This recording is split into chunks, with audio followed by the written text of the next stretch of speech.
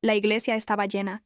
El aire olía a incienso y madera antigua, y cada banco estaba ocupado por personas vestidas de negro, con expresiones graves y miradas perdidas. Afuera llovía, y el repiqueteo constante de las gotas contra los vitrales acompañaba, como un tambor suave, cada palabra que el cura pronunciaba desde el altar. Era el funeral de mi tío Ernesto, hermano mayor de mi madre, un hombre que, aunque serio, siempre había tenido un gesto amable para mí. Desde pequeña me regalaba libros y me preguntaba sobre la escuela, como si realmente le importara cada respuesta que le daba. Tenía un carácter reservado, pero un corazón grande. Por eso, estar allí, despidiéndolo, me dolía de una forma, silenciosa pero profunda. Yo había llegado temprano, junto con mi madre y mis primos más cercanos. Había ayudado a organizar las coronas de flores y a acomodar a las personas que venían a dar el pésame. En cierto modo, ocuparme de esas cosas me ayudaba a no pensar demasiado en la ausencia que nos dejaba Ernesto. La misa había comenzado, con normalidad.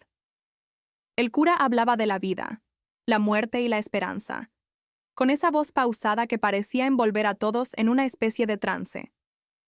Yo estaba sentada en la segunda fila, junto a mi madre y algunos primos, mirando de vez en cuando el ataúd cubierto de flores blancas en el centro del altar. Pero entonces sucedió. «Tú no deberías estar aquí». La voz de mi hermana rompió el silencio solemne, cortando las palabras del cura como un cuchillo. Me giré, incrédula. Allí estaba Laura, mi hermana menor, de pie en medio del pasillo central, con el rostro encendido y los ojos fijos en mí. «¿Qué estás diciendo?», pregunté, atónita. «No estuviste en el funeral», gritó, como si necesitara que todos escucharan. «Faltaste al entierro de Ernesto. No tienes derecho a sentarte en primera fila como si hubieras estado aquí para despedirlo». Un murmullo recorrió la iglesia. Vi a algunas personas intercambiar miradas incómodas. Otras bajaron la vista como si quisieran desaparecer. «Laura, eso no es cierto». Intenté responder, pero ella no me dejó terminar. «Claro que es cierto», interrumpió. «Pregúntale a cualquiera. Pregúntales dónde estabas cuando todos vinimos aquí a acompañarlo en su último momento». El cura, que hasta ese momento había permanecido callado, levantó una mano. «Hermanos, por favor, este no es el momento».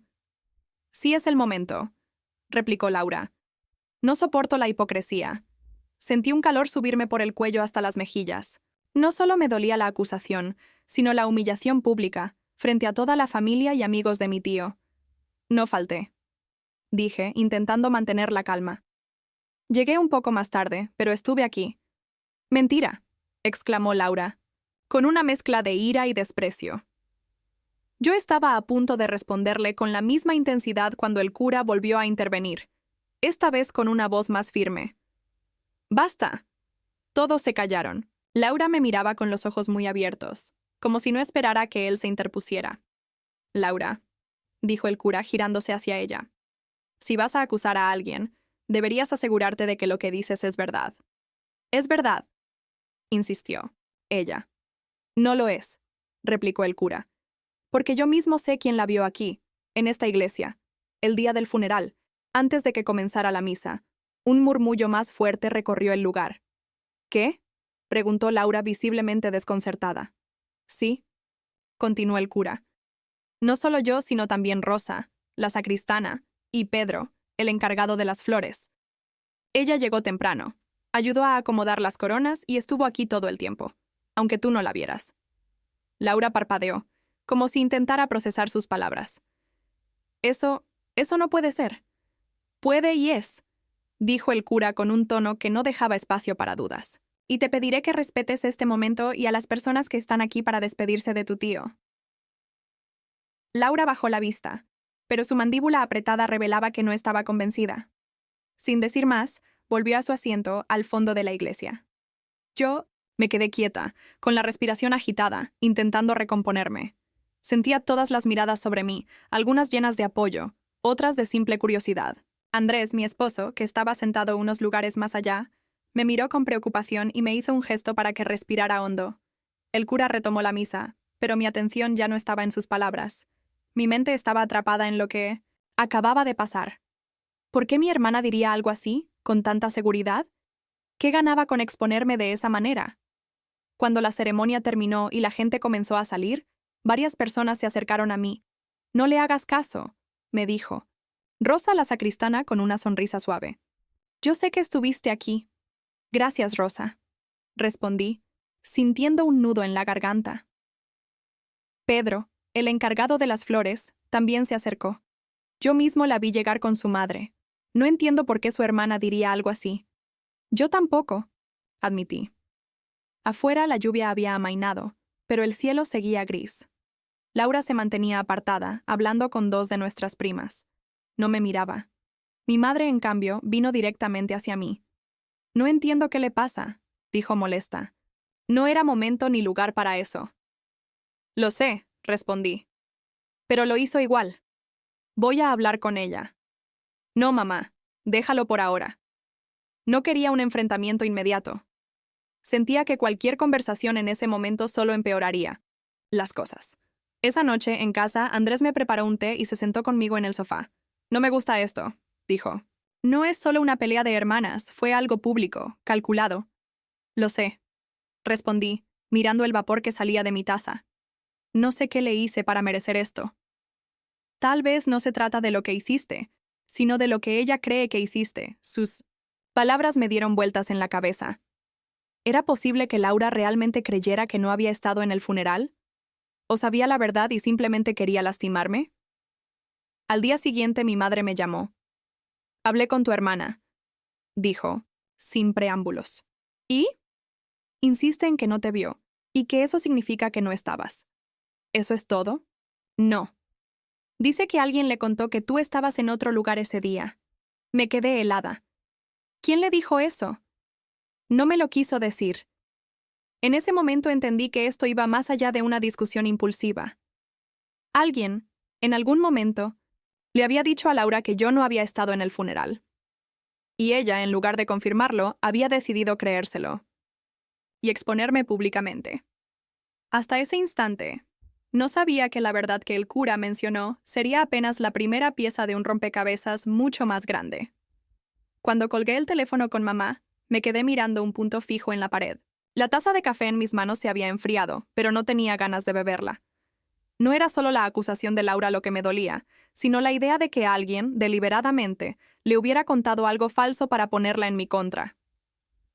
El recuerdo de la misa seguía vivo en mi mente. Puedo ver claramente la forma en que Laura se levantó, el crujido del banco de madera cuando lo empujó hacia atrás, la manera en que giró el cuerpo para enfrentarme. Había algo en su expresión que no era simplemente enojo. Había satisfacción, como si llevar esa acusación en la boca le hubiera dado un poder momentáneo sobre mí. Esa tarde, mientras llovía a cántaros afuera, decidí salir a caminar. Andrés me dijo que era una locura, que me empaparía, pero necesitaba despejarme. Me puse una chaqueta impermeable y recorrí las calles empedradas del barrio, sintiendo el golpeteo de la lluvia en la capucha y el olor a tierra mojada que me traía recuerdos de infancia. De alguna forma, caminar bajo la lluvia me hacía sentir más invisible. Nadie me miraba, nadie me juzgaba. Solo era una mujer más cruzando la avenida, esquivando charcos y autos que levantaban agua al pasar. Y sin embargo, mi cabeza no paraba. Repasaba las palabras de Laura, el momento en que el cura la detuvo, la tensión en el aire. Cuando volví, a casa, Andrés estaba en la cocina preparando sopa. «Pareces un fantasma», me dijo, dejando la cuchara de madera a un lado. «Ven, siéntate». Me senté y el aroma del caldo caliente empezó a suavizar un poco mi rigidez. «Andrés, no puedo dejarlo así. Necesito saber quién le dijo eso a Laura». «Estoy de acuerdo», respondió. «Pero debemos hacerlo con cuidado. Si la enfrentamos sin pruebas, se va a cerrar más». «Lo sé. Y ten en cuenta otra cosa», añadió. «Si alguien la manipuló para que dijera eso en la misa, no lo hizo por casualidad. Lo planeó». Sus palabras me erizaron la piel. Planeado. No quería creer que alguien en mi familia pudiera organizar algo así, pero parte de mí sabía que era posible. Esa noche, antes de dormir, abrí una caja donde guardaba fotos antiguas. Entre ellas encontré varias de reuniones familiares, navidades, cumpleaños, bodas. En todas, Laura y yo aparecíamos sonriendo, a veces abrazadas, a veces haciendo gestos tontos a la cámara. Me pregunté en qué momento esa complicidad se había roto. Recordé que hace unos meses tuvimos una discusión por una herencia pequeña que dejó una tía lejana. Unas joyas antiguas que mi madre decidió darme a mí, porque según ella, Laura no las cuidaría. Laura no dijo mucho. En ese momento, pero ahora... ¿Y si ese fue el inicio de todo? Al día siguiente llamé a mi prima Paula. Ella siempre había sido cercana a ambas, pero tenía un sentido de la justicia que la hacía incapaz de quedarse callada cuando algo no le parecía bien. Paula, necesito preguntarte algo, le dije, después de los saludos de rigor. En la misa, cuando Laura me acusó, ¿tú sabías que iba a hacerlo? Hubo un silencio breve al otro lado de la línea. No exactamente, respondió al fin, pero sí noté que estaba extraña desde 1900 antes. Llegó muy seria, hablando en voz baja con una tía de parte de papá. No me quiso decir de qué, pero tenía esa mirada, ya sabes, cuando está convencida de algo y no la sacas de ahí. ¿Sabes quién más estaba con ella? Creo que Lucía y también... Espera, sí. La vi hablando con Sergio, el hijo de tía Norma. Mi mente hizo un clic. Sergio. Él había tenido problemas con mi tío Ernesto por un asunto de dinero. Siempre creyó que Ernesto le debía algo y que yo, de alguna manera, estaba metida porque lo defendí en una discusión familiar. Colgué con Paula y me quedé mirando el teléfono. Sergio tenía razones para querer incomodarme, y si había convencido a Laura de que yo no estuve en el funeral, la jugada era perfecta. Él quedaba al margen y yo quedaba expuesta. No quería acusarlo sin pruebas, así que decidí investigar. Fui a ver a Rosa, la sacristana. Ella siempre estaba en la iglesia, y si alguien podía ayudarme a reconstruir el día del funeral, era ella.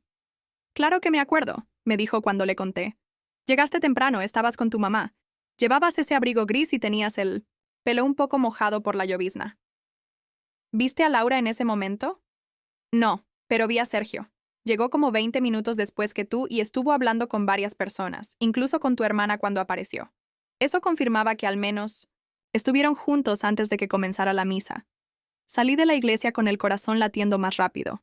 No era solo una sospecha. Sergio y Laura habían tenido contacto directo el día del funeral. Y si Rosa lo recordaba, era cuestión de tiempo que pudiera unir las piezas. Al llegar a casa, Andrés me vio entrar y supo que traía noticias. ¿Qué? ¿Averiguaste? Que Sergio habló con Laura justo antes de la misa, y que él ya tenía un motivo para querer hacerme quedar mal. Entonces tenemos un punto de partida. Sí, pero... Suspiré. No sé si quiero enfrentar a Laura directamente todavía. Entonces vamos a ir por Sergio primero. Su determinación me hizo sonreír levemente. Andrés no era de los que buscaban confrontaciones, pero cuando se trataba de defenderme, podía volverse implacable. 2 días después fuimos a visitar a Sergio. No le avisamos con anticipación. Queríamos verlo sin que preparara una historia. Vivía en un departamento pequeño en la parte vieja de la ciudad. Cuando abrió la puerta y nos vio, levantó las cejas. «Vaya sorpresa. Necesitamos hablar», dijo Andrés, entrando sin esperar invitación. Sergio nos ofreció café, pero ninguno aceptó. Me senté frente a él, mirándolo a los ojos. En la misa del funeral de Ernesto, Laura me acusó de no haber estado allí.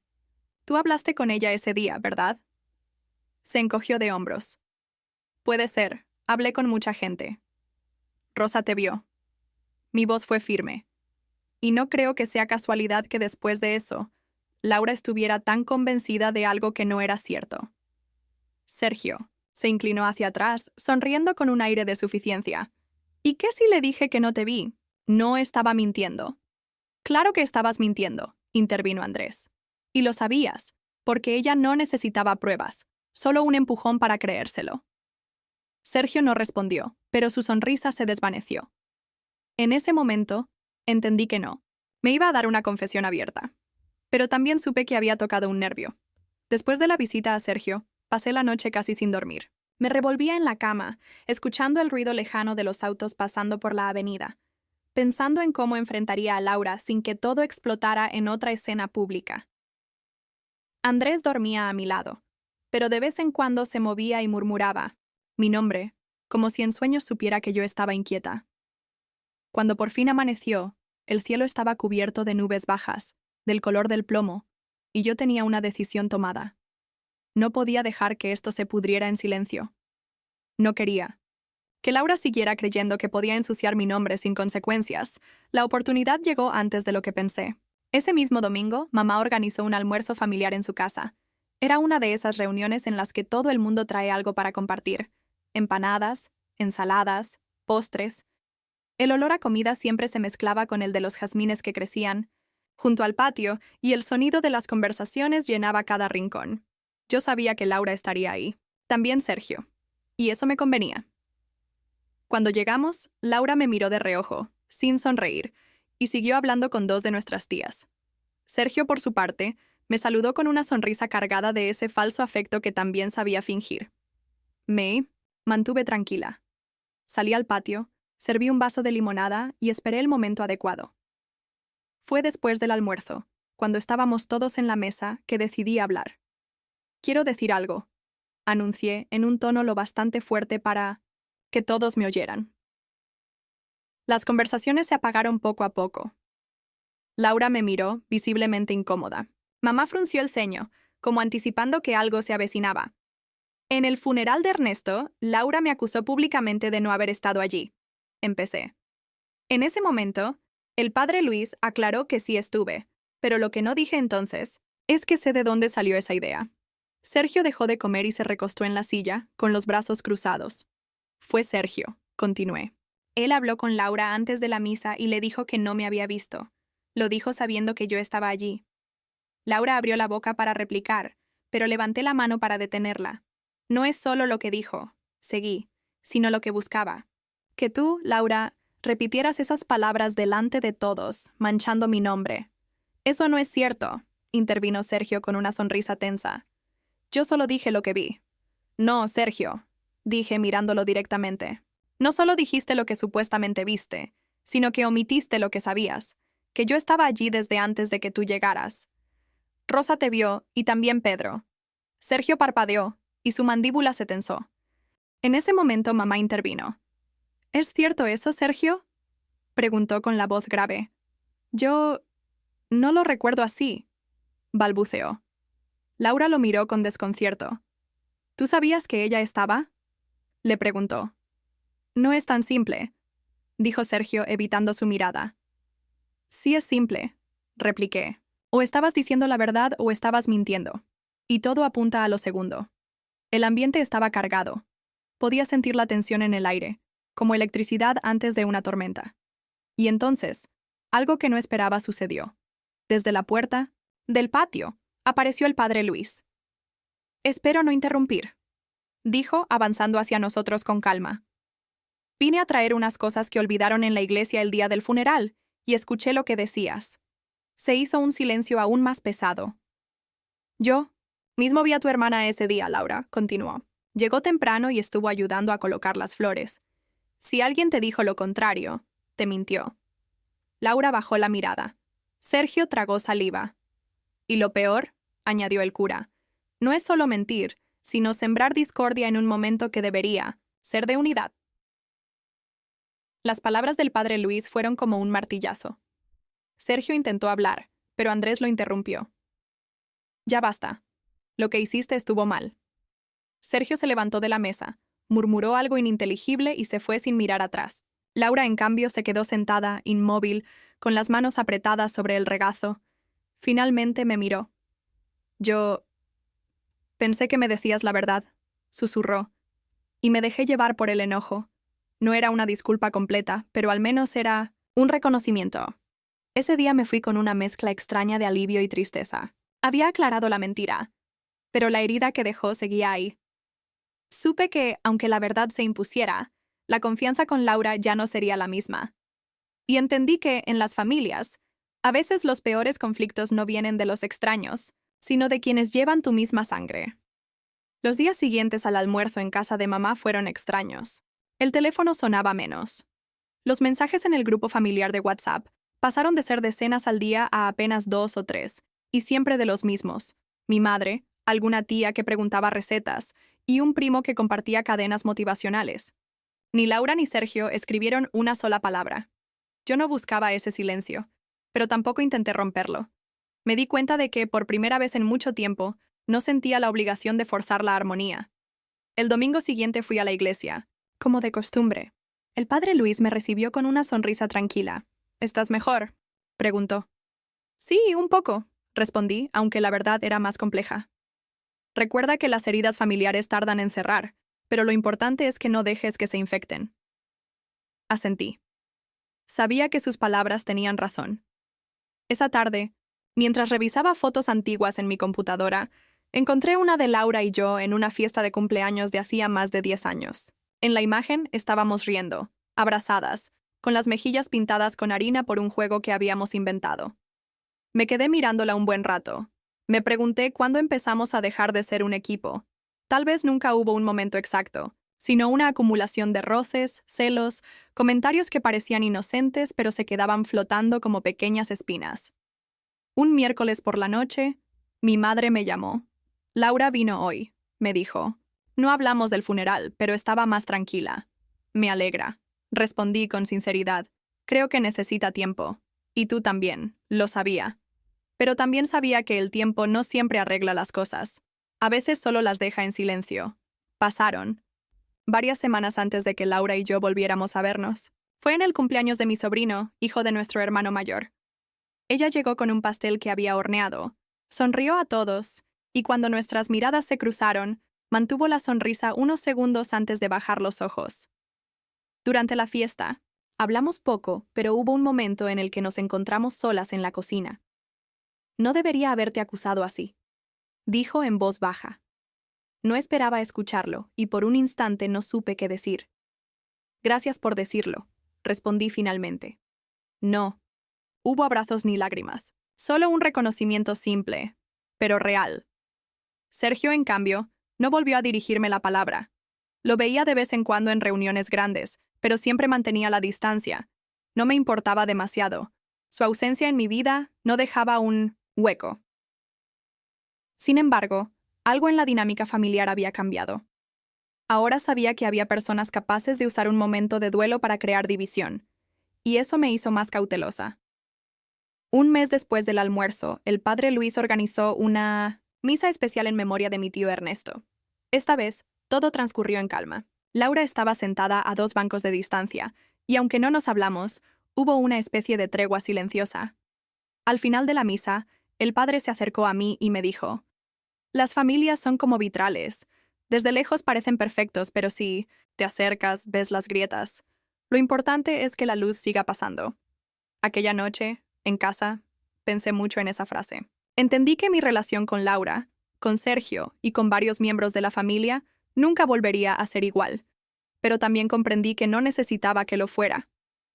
La verdad había salido a la luz, y aunque no borraba el dolor de la acusación, me daba paz saber que ya no había una mentira flotando sobre mi nombre. A veces, cuando paso frente a la iglesia y veo la puerta abierta, recuerdo el momento exacto en que Laura se levantó para acusarme. El silencio que siguió, las miradas, el peso en el pecho. Pero también recuerdo la voz del padre Luis, clara y firme, deteniendo el ataque y dejando claro que había testigos de mi presencia. Esa intervención no solo me defendió, sino que también marcó un límite. No todo se puede decir impunemente, y menos en un lugar sagrado, en medio del dolor de una pérdida. Hoy, meses después, puedo contar la historia sin sentir la misma rabia que entonces. Sé que en las familias siempre habrá tensiones, secretos y a veces hasta pequeñas conspiraciones. Lo importante es decidir qué batallas valen la pena y cuáles es mejor dejar pasar. Esta, sin duda, valía la pena enfrentarla. No por orgullo, sino porque en el silencio de la mentira, la desconfianza crece como una sombra. Y yo no estaba dispuesta a vivir bajo esa sombra.